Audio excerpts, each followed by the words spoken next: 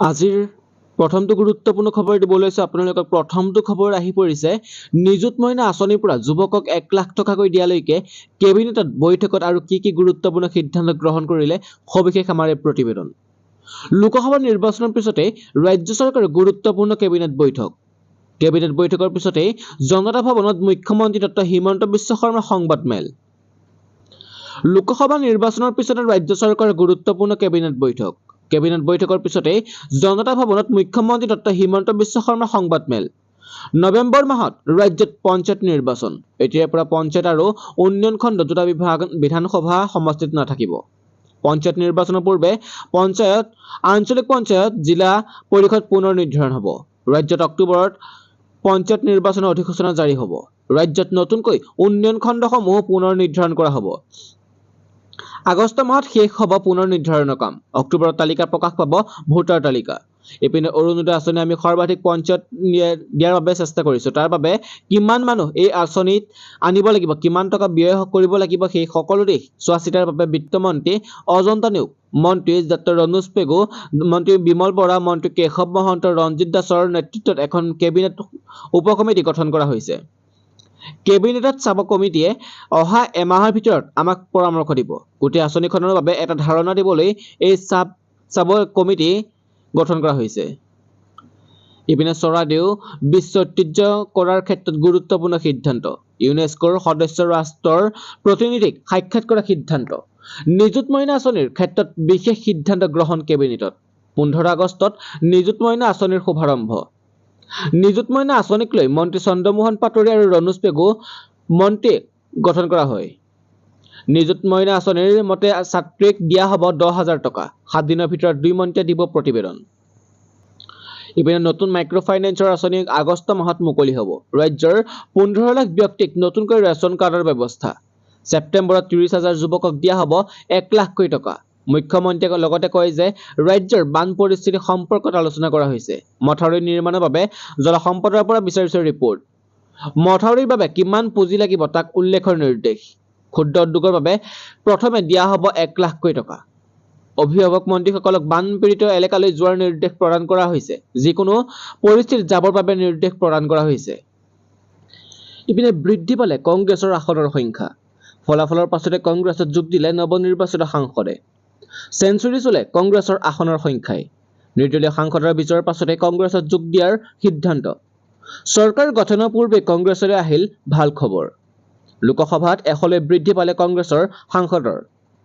মহাৰাষ্ট্ৰৰ নিৰ্দলীয় সাংসদে যোগ দিলে কংগ্ৰেছত। চাংগলীৰ পৰা জয়লাভ কৰিছিল বিশাল পাটিলে। বিশাল পাটিলে যোগদান কৰিলে কংগ্ৰেছত। পূৰ্বে কংগ্ৰেছৰ পৰা প্ৰতিদ্বন্দ্বিতা কৰিব বিচাৰিছিল বিশাল পাটিলে। শিৱসেনাৰ ইউবিটিক আসনসহ এৰি দিব লগা হৈছিল ইণ্ডিয়া এলায়েন্সে, যাৰ বাবে নিৰ্দলীয়ভাৱে প্ৰতিদ্বন্দ্বিতা কৰিছিল বিশাল পাটিলে। জয়ী হৈ পুনৰ কংগ্ৰেছত যোগদান সাংসদগৰাকীৰ। ইপিনে মন্ত্ৰিত্বক লৈ টনাজোৰা NDAৰ মাজত। বিজেপিয়ে কোনো কাৰণতে নেৰে বিত্ত, গৃহ আৰু প্ৰতিৰক্ষা বিভাগ। ৰেল মন্ত্ৰীৰ দাবী কৰিছে নীতিশ কুমাৰ জেডিউৱে। চিৰাগ পাছৱানৰ LJPকো লাগে ৰেল বিভাগ। ইয়াৰ উপৰি জেডিউৱে বিচাৰিছে আন 2টাকৈ বিভাগ। চন্দ্ৰবাবু নাইডুৰ TDPয়ে বিচাৰিছে লোকসভাৰ অধ্যক্ষৰ পদ। বিজেপিয়ে এৰিব বিচৰা নাই লোকসভাৰ অধ্যক্ষৰ পদ। ইয়াৰ উপৰি TDPয়ে বিচাৰিছে 5টাকৈ মন্ত্ৰিত্ব। প্ৰধানমন্ত্ৰী নৰেন্দ্ৰ মোদীৰ ঘৰত হাই ভল্টেজ বৈঠক। অমিত শ্বাহ আৰু JP নাড্ডা মিলিত হৈছে বৈঠকত। জেডিউৱে TDPক কিদৰে সৈমান কৰিব পৰা যায় তাক লৈ চলিছে আলোচনা। কাইলৈ অনুষ্ঠিত কৰা হ'ব আপোনাৰ সপোনৰ গাড়ী মাত্ৰ এতিয়া 100 টকাত লাভ কৰিব পাৰিব। বকু গান্ধী ময়দান উপহাৰ কুপনৰ খেল মাত্ৰ 100 টকাত। 26 তাৰিখে অসমৰ বৃহৎ উপহাৰ কুপনৰ খেল। উপহাৰ কুপনত আছে star bus, Scorpio', dumper, Thar, tractor, JCB, Jimny, Toyota Glanza, Tata Tiago, লগতে আছে Tata Punch, Bolero, Swift, Tata Nexon WagonR আৰু বলেনো। এতিয়া যোগাযোগ কৰক 8638294408 নম্বৰত। আপোনাৰ নিজৰ ভাগ্য সলনি কৰক মাত্ৰ 100 টকাত। চৰকাৰ আৰু প্ৰশাসনৰ অনুমতিত পাতিবলৈ গৈ আছে 26 তাৰিখে বৃহৎ এখন উপহাৰ কুপনৰ খেল। এটা টিকট ল'লে মাত্ৰ 100 টকা আৰু এখন বুক ল'লে এটা টিকট ফ্ৰী। আপোনাৰ সপোনৰ গাড়ীখন মাত্ৰ 100 টকাত এতিয়াই আপোনাৰ টিকটটো সংগ্ৰহ কৰক আৰু এতিয়াই আপোনাৰ নিজৰ ভাগ্য সলনি কৰক মাত্ৰ 100 টকাত। আজিৰ সন্ধিয়াৰ প্ৰথমটো খবৰ এটা বৃহৎ ডাঙৰ খবৰ দিব লৈছে আপোনালোকক। প্ৰধানমন্ত্ৰী পদৰ পৰা পদত্যাগ কৰিলে নৰেন্দ্ৰ মোদীয়ে। ভংগ হ'ল সপ্তদশ লোকসভা। মোদী চৰকাৰৰ দ্বিতীয় কাৰ্যকাল অন্তিম কেবিনেটত প্ৰস্তাৱ গ্ৰহণ। ৰাষ্ট্ৰপতি ভৱনত প্ৰধানমন্ত্ৰী মোদী পদত্যাগৰ আনুষ্ঠানিকতা সম্পন্ন প্ৰধানমন্ত্ৰীৰ। ইপিনে চলিত সপ্তাহতে শপত ল'ব বিচাৰে নৰেন্দ্ৰ মোদীয়ে। মিত্ৰজোঁট অটুট থাকিলে তৃতীয়বাৰৰ বাবে দেশৰ প্ৰধানমন্ত্ৰী হ'ব নৰেন্দ্ৰ মোদী। এই সপ্তাহতে প্ৰধানমন্ত্ৰী হিচাপে শপত ল'ব নৰেন্দ্ৰ মোদীয়ে। সূত্ৰৰ খবৰ অনুসৰি 8 জুনত অৰ্থাৎ আগন্তুক শনিবাৰ সন্ধিয়া দিল্লীত মোদীৰ শপত গ্ৰহণ অনুষ্ঠানৰ আয়োজন কৰা হ'ব। ইয়াকে লৈ তৃতীয়বাৰৰ বাবে দেশৰ প্ৰধানমন্ত্ৰীৰ আসনত বহিব মোদী। ইতিমধ্যে প্ৰধানমন্ত্ৰীয়ে মোদীয়ে ৰাষ্ট্ৰপতি দ্ৰৌপদী মুৰ্মুৰ হাতত দাখিল কৰিছে পদত্যাগ পত্ৰ। প্ৰধানমন্ত্ৰীয়ে নিজৰ লগতে কেন্দ্ৰীয় মন্ত্ৰী পৰিষদৰ পদত্যাগ পত্ৰ দাখিল কৰে ৰাষ্ট্ৰপতিৰ হাতত। ৰাষ্ট্ৰপতিয়ে এই পদত্যাগ পত্ৰ স্বীকাৰ কৰি প্ৰধানমন্ত্ৰী আৰু তেওঁৰ সহযোগীসকলক নতুন চৰকাৰ গঠন হোৱালৈ নিজৰ পদত থকাৰ বাবে অনুৰোধ জনায়। মঙলবাৰে ঘোষণা হয় লোকসভা নিৰ্বাচনৰ ফলাফল। 2014 আৰু 2019ৰ দৰে এইবাৰ নিৰংকুশ সংখ্যাগৰিষ্ঠতা লাভ নকৰিলে প্ৰধানমন্ত্ৰী নৰেন্দ্ৰ মোদীৰ দল বিজেপি। কিন্তু মিত্ৰজোঁট হিচাপে সংখ্যাগৰিষ্ঠতা আছে এনডিএৰ।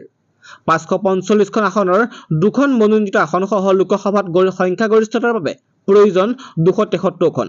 বিজেপিয়ে এককভাৱে জিকিছে 240খন আসন। বিজেপি নেতৃত্বাধীন মিত্ৰজোঁট এনডিএৰ মুঠ আসন 292। এই হিচাপত সকলো ঠিকে থাকিলে কেন্দ্ৰত চৰকাৰ গঠন কৰিব এনডিএ। প্ৰধানমন্ত্ৰী হ'ব নৰেন্দ্ৰ মোদী। আকৌ লগ হৈ নীতিশ তেজস্বীয়ে খেলিব নেকি খেল?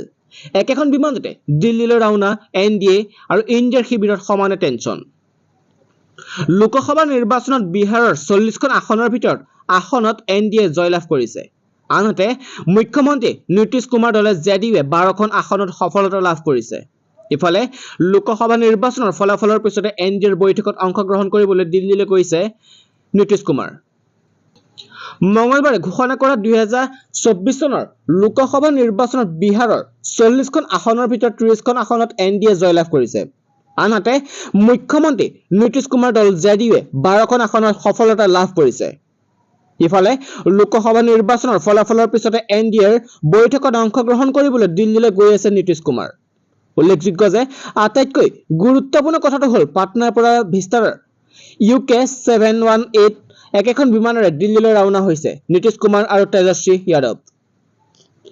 একে সময়তে ইণ্ডি মিত্ৰজোঁটৰ বৈঠকত অংশ ল'বলৈ দিল্লীলৈ যোৱাৰ পূৰ্বে পাটনাত বিৰোধী দলপতি তেজস্বী যাদৱে কয় যে ৰাষ্ট্ৰীয় জনতা দলে বিহাৰত সৰ্বাধিক ভোট লাভ কৰিছে আৰু ভোটদানৰ শতাংশও আমাৰ সৰ্বাধিক।